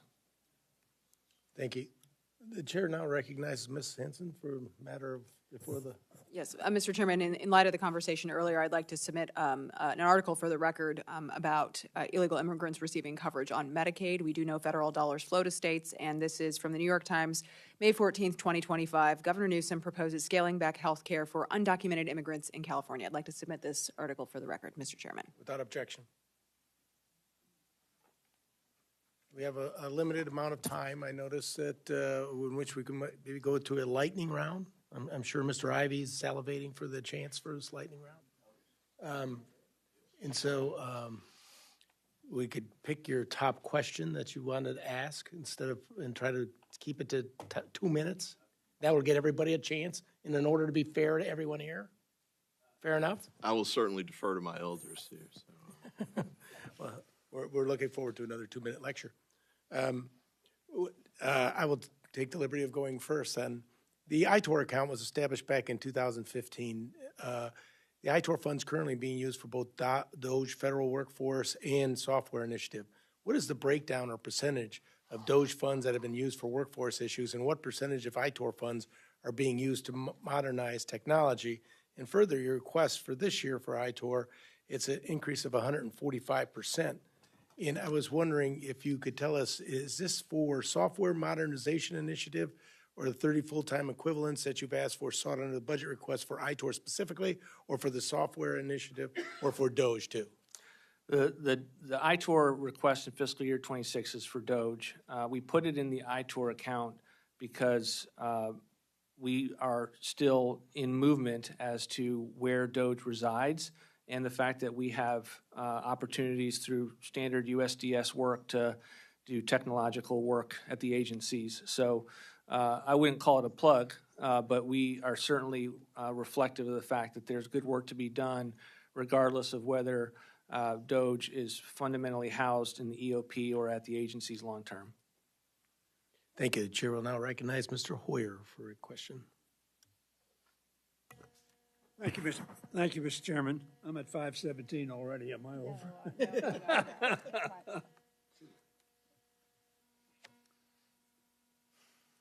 Tell me when we're ready. You're good.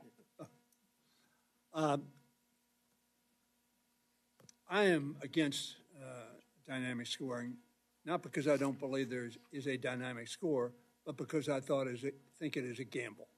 And one of the reasons we've gotten to places where we are is because it's been a gamble. I've been here a long time, as you know. When Ronald Reagan's David Stockman said, tax cut's going to pay for itself. Ronald Reagan increased the deficit. Only one man can stop spending, or one person, the President of the United States, by 189%. Mick Mulvaney told us that the Bush tax cut would pay for itself. And Mitch Daniels also told us, Mick Mulvaney was Trump's, that Bush's tax cut would pay for itself. They didn't do it. And we ran deficits.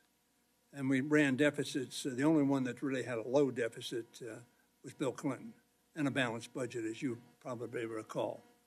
Now, the budget you've now said, we've had a lot of talk about DOGE. Mr. Musk, of course, headed up DOGE and was regaled as somebody who was a genius and could do everything. He said this, "I'm sorry, but I just can't stand it anymore. This massive, outrageous, pork-filled congressional spending bill is a disgusting abomination. Shame on those who voted for it. You know you did wrong. You know it." So that at least one person that has been high up in this administration, who being worth $450 billion, is prepared to tell the truth. This bill is not going to pay for it itself. And we are not honest with one another. The discretionary part of the budget, which you said 30%. Defense, veterans, Homeland Security, take it far above that. So we deal with 14 or 13% of the budget to try to balance the budget.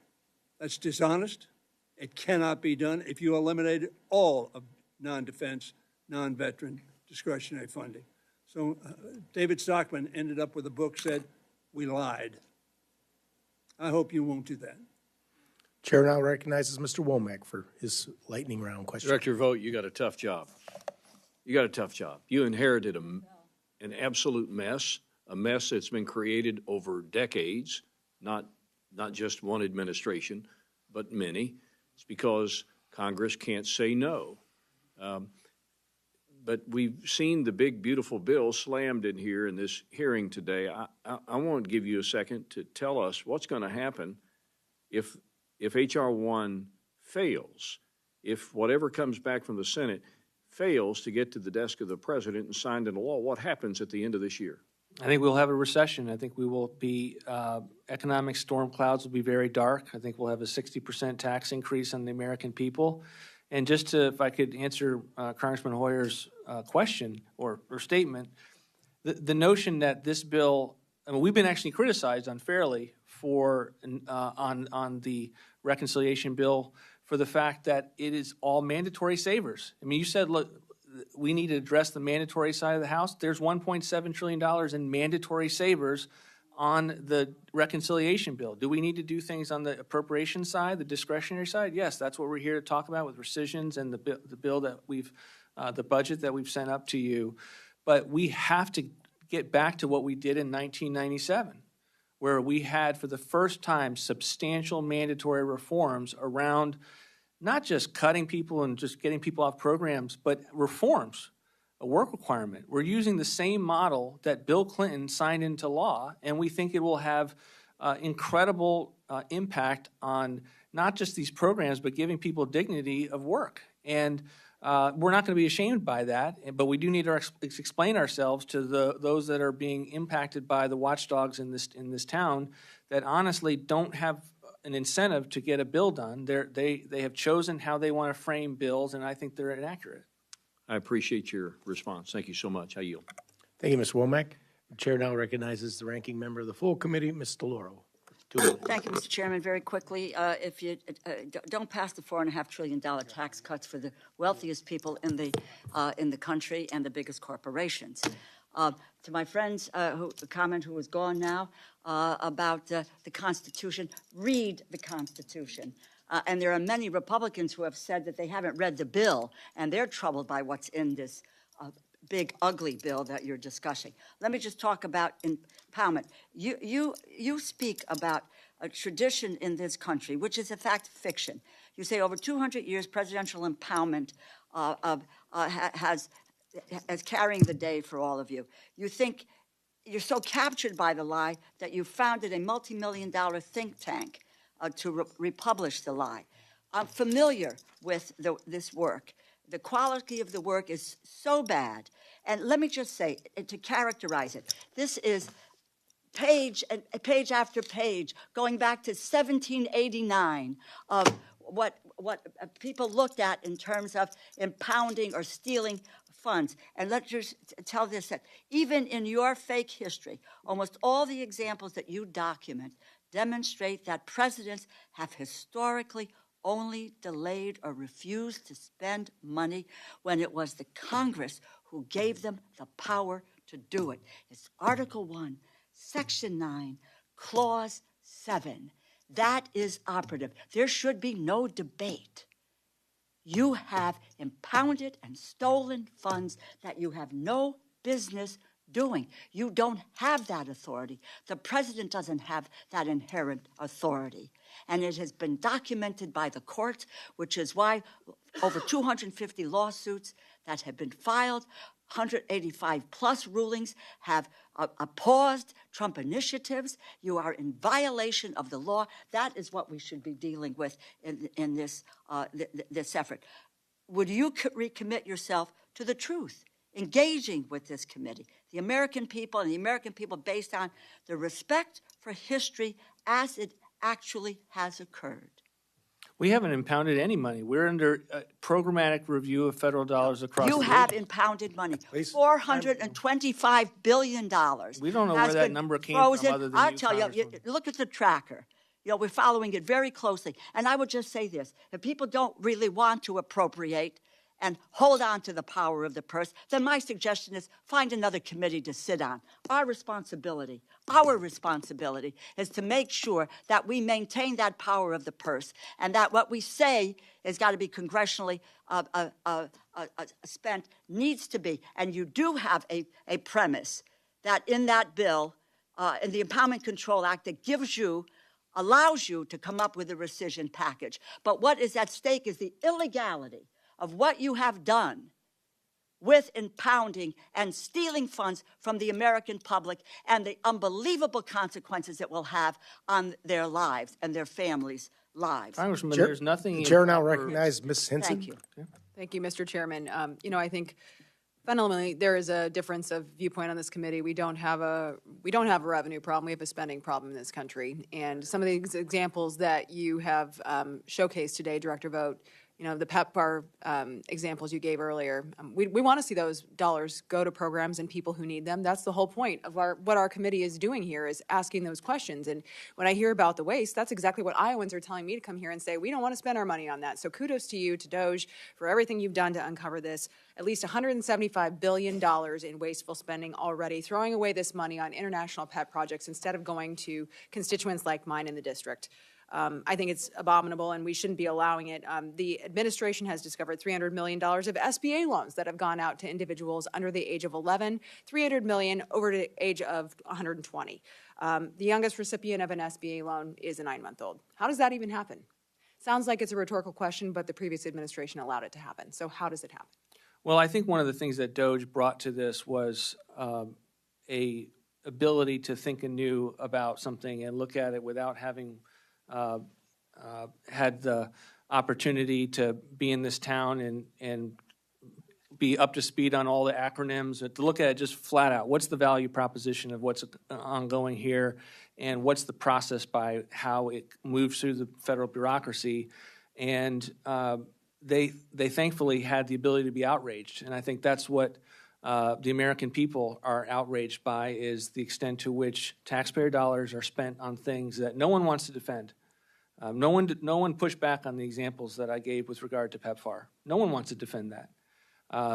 We may disagree as to whether that's the level of waste or whether that deserves a programmatic cut, but on a bipartisan basis, it's collectively outrageous. You go to any diner in the country, in every town in the country, and you present these examples, and it will be outrageous. And I think that's what DOJ brought to us. Many of us have been in these salt mines for many years, and I think I can't explain why this town needs that dose of reality, but it unfortunately does, and I'm thankful that this administration is giving it. Yeah, keep peeling back the layers of the onion. I yield back. Thank you, Ms. Simpson. Chair now recognizes Mr. Pocan for his lightning round question. 2 minutes, please. Thank you, Mr. Chair. And I want to thank Ms. Hinson for putting in the record to verify what I said, which is undocumented immigrants are not eligible to enroll in federally funded coverage, including Medicaid, CHIP, or Medicare, or to purchase coverage through the ACA marketplaces. And in California, indeed, it was state funds. So thank you, Ms. Hinson, for having my back. I love bipartisan cooperation. Project 2025, you're one of the authors. You're on the advisory board. You work for Heritage. You're basically January, February, and March in a Project 2025 calendar, right?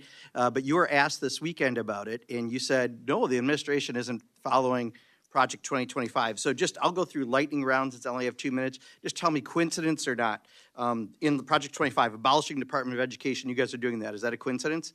The president's view Coincidence and or agenda, not? the president's Coincidence or not? That's all you got to president's ask. agenda Okay, is I'll go being through the followed. rest. Any diversity, equity, and inclusion? The president's agenda is being Shifting followed. FEMA costs to the states? The Targeting president designs PBS his and the agenda. National Public Radio? President Freezing designs. federal assistance? Restricting gender-affirming care? Revoking security clearances? Stripping civil servants of employment protections, reinstating service members who refuse COVID-19 vaccines, banning transgender people from the military, a hiring freeze, withdrawing from the World Health Organization, sending active duty troops to the southern border, limiting refugee admissions, rescinding temporary protected status designations, capping indirect costs for university-based research, requiring disclosures of foreign gifts to universities, apparently not planes to presidents, asserting the president's power to remove federal officials, and targeting NOAA. Were those all just coincidences that they happened to be in Project 25 and they were just in the back pocket of the president since November?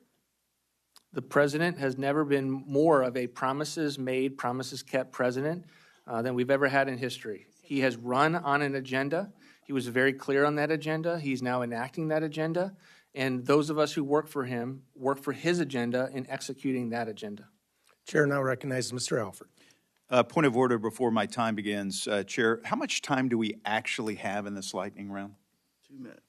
One question, 2 minutes. 2 minutes. Okay, thank you. Let's start. For my ag state of Missouri, renewable fuel standards, renewable volume obligations rule has been at OMB since May 1st. When will this be sent back to the EPA to release publicly, sir? We're working on it. We know it's a priority. It's part of an annual process that's very, very important. Second question, a follow-up on PEPFAR. We've talked about it a little bit. PEPFAR since 2003 has saved about 26 million lives, mainly in Africa.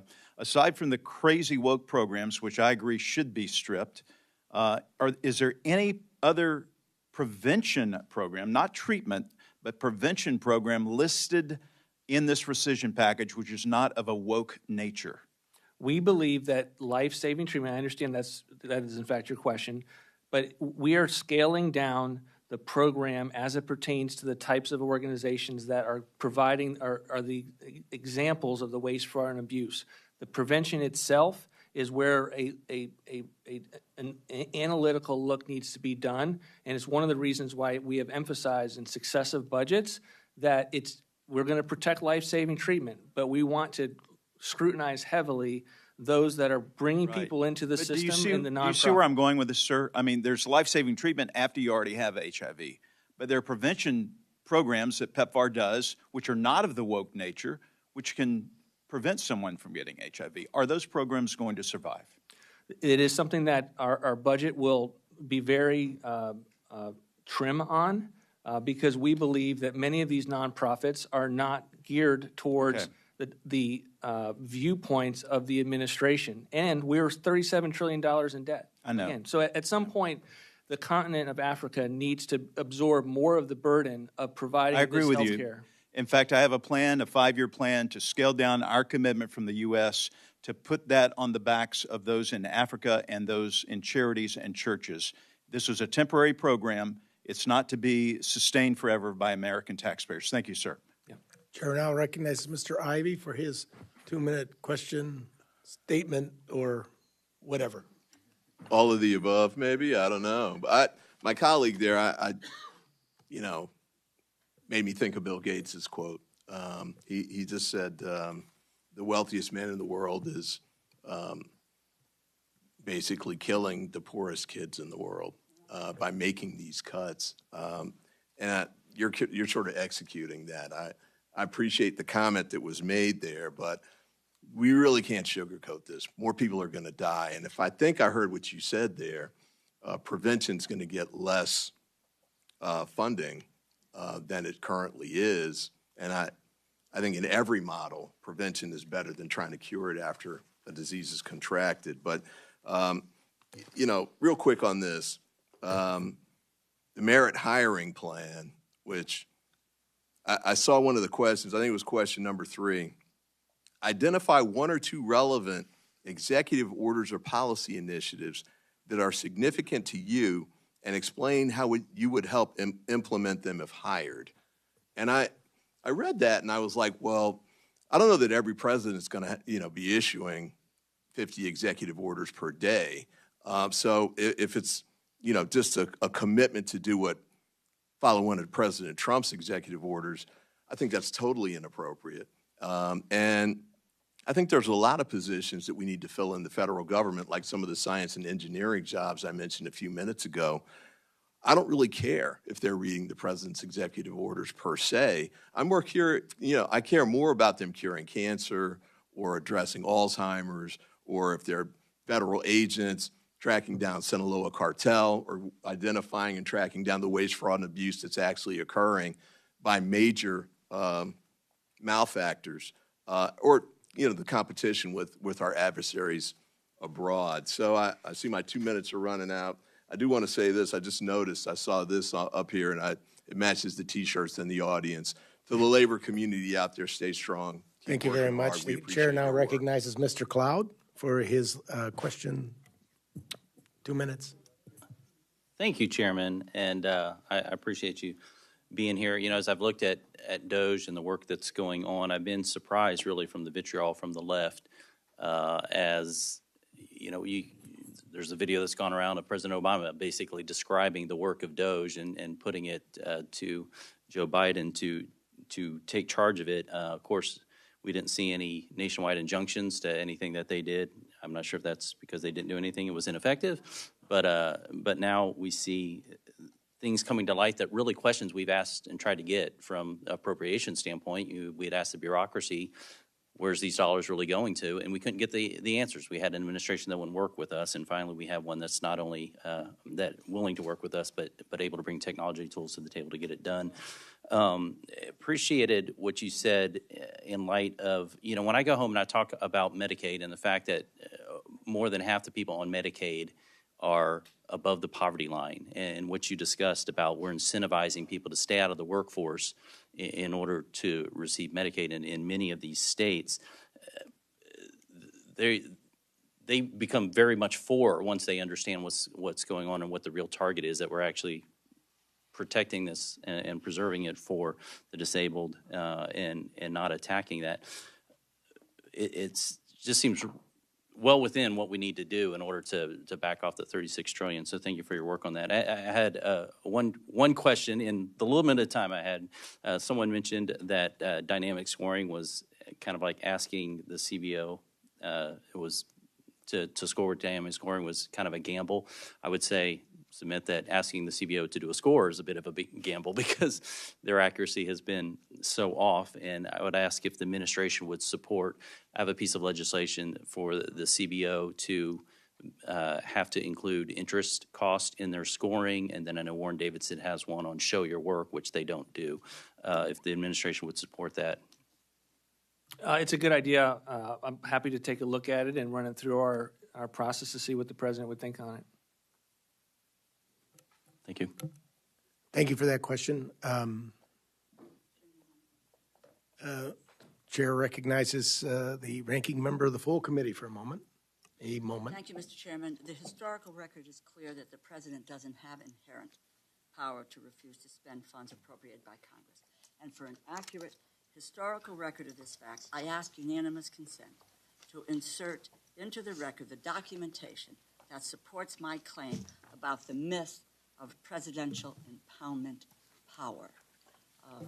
Object. Not asking for a statement, but without objection, we'll take it in the record. Thank you, and I also might want to add to the gentleman who just spoke, 39% of the children in this nation get their more statements. Thank you. With that, our time is concluded. I'd like to thank Director Vought for having been here today. And, I know sometimes you didn't have a chance to finish that. I'm glad to give you, since you have 1 minute left, 1 minute to close out, or you're free to leave. It's up to you. I'm all good. I appreciate all of the comments, whether I disagreed with them or not, and look forward to a follow-up with the committee. Thank you very much. There may be some members who would like to submit questions for the records. Please submit any questions for the record to the subcommittee staff within 7 days. I please ask everyone to stay in their seats and allow the director to leave. And then as he gets out of the room there, then we'll move. Thank you very much. With that, this subcommittee is adjourned.